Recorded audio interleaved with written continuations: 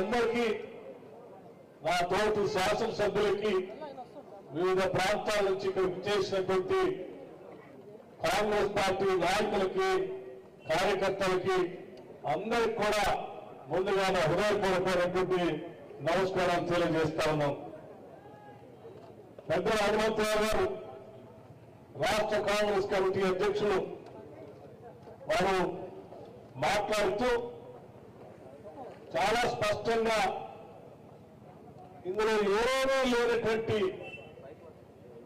ధన మార్పిడి ఎక్కడా జరగనటువంటి దాంట్లో ధనం మార్పిడి జరిగిందని, మనీ లాండరింగ్ జరిగిందని, తప్పుడు కేసులు పెట్టిన మన నాయకత్వం పైన మనమందరం కలిసి ఈరోజు ఇక్కడ సమావేశం ఏర్పాటు చేసుకొని భారతీయ జనతా పార్టీ కేంద్ర ప్రభుత్వం చేస్తున్న తప్పిదాన్ని ఈ దేశానికి, ప్రపంచానికి తెలియజెప్పే కార్యక్రమంలో భాగంగానే ఇక్కడ మనం కార్యక్రమాన్ని ఏర్పాటు చేసుకున్నాం.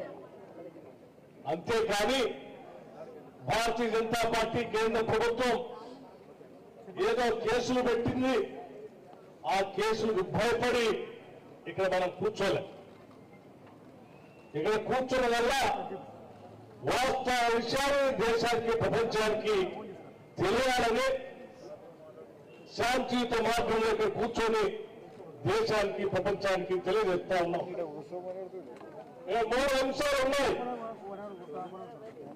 ఒకటి గాంధీ కుటుంబం, 2 కాంగ్రెస్ పార్టీ, 3 నేషనల్ హెరాల్డ్ పేపర్. మనందరికీ తెలుసు ఈనాటి కాంగ్రెస్ పార్టీకి నాయకత్వం ఇస్తున్నటువంటి పెద్దలు మల్లికార్జున ఖార్గే గారి నాయకత్వంలో శ్రీమతి సోనియా గాంధీ గారు కానీ, రాహుల్ గాంధీ గారు కానీ కేసులకి భయపడతారో లేకపోతే ఇంకో దానికో భయపడతారో అన్నటువంటి ఆలోచన మనందరికీ తెలిసిందే. ఎందుకంటే రాహుల్ గాంధీ గారి ఒంట్లో పారుతున్నటువంటి రక్తం ఈ దేశం కోసం త్యాగాలు చేసినటువంటి వారి పూర్వీకులు చేసినటువంటి త్యాగాలు వారి ఒంట్లో రక్తంగా ఈరోజు ప్రవహిస్తారు. మనందరికీ తెలిసిందే. ఆనాడు కూతురు జవహర్లాల్ నెహ్రూ గారు ఈ దేశ స్వాతంత్రం కోసం కేసులు పెడతా అంటే, జైల్లో పెడతా అంటే భయపడకుండా దశాబ్ద కాలం పైబడి ఈ దేశ స్వాతంత్రం కోసం జైలుకు వెళ్ళారు తప్ప ఎక్కడ బ్రిటిష్ వాళ్ళకి తల ఒక్కలేదు, తల దించలేదు. ఈ దేశానికి స్వాతంత్రానికి పోరాటమే చేశారు. ఆ తర్వాత వచ్చినటువంటి నాయకత్వం శ్రీమతి ఇందిరా గాంధీ గారు ఈ దేశ సమగ్రత కోసం అవసరమైతే నా ప్రాణాలైనా ఇస్తాను తప్ప ఈ దేశం విచ్ఛిన్న కాకుండా చూస్తారని చెప్పి ప్రాణత్యాగం చేసినటువంటి వీరవత్వాన్ని చూశాం. ఆ తర్వాత వచ్చినటువంటి ప్రధానమంత్రి శ్రీ రాజీవ్ గాంధీ గారు ఆతంకవాదులు, ముష్కరులు ఈ దేశాన్ని విచ్ఛిన్నం చేయడం కోసం ప్రయత్నం చేస్తే ఈ దేశం కోసం నిలబడతారు తప్ప వాళ్ళకి ఎట్టి పరిస్థితుల అవకాశం ఇవ్వరని చెప్పి ఈ దేశం కోసం త్యాగం చేసినటువంటి గొప్ప నాయకుడు చూశాం. అటువంటి నాయకత్వం నుంచి వచ్చినటువంటి నాయకుడు రాహుల్ గాంధీ గారు ఈ బీజేపీకి, ఈ ఈడీకి భయపడతారని పొరపాట్ల వాళ్ళు అనుకుంటే ఇది పొరపాటు అని చెప్పడం కోసమే ఈరోజు మనం ఇక్కడ కూర్చున్నాం.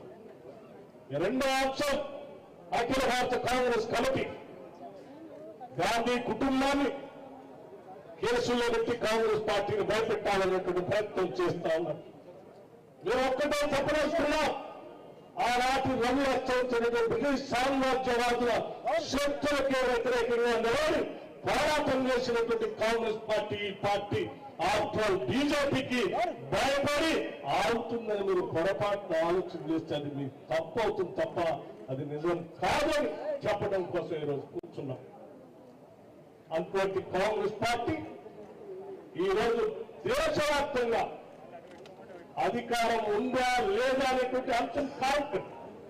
ఈ దేశంలో ఉన్నటువంటి సమాజం కోసం, ఈ సమాజ అభివృద్ధి కోసం, ప్రజాస్వామ్యాన్ని నిలబెట్టడం కోసం నిరంతరం పోరాటం చేసేటువంటి కాంగ్రెస్ పార్టీ ఈరోజు దేశవ్యాప్తంగా నరేంద్ర మోడీ నాయకత్వంలో భారతీయ పార్టీ చేస్తున్నటువంటి తప్పుదాన్ని ప్రపంచానికి తెలియజెప్పడం కోసం దేశవ్యాప్తంగా ఇటువంటి నిరసన కార్యక్రమం చేస్తాం.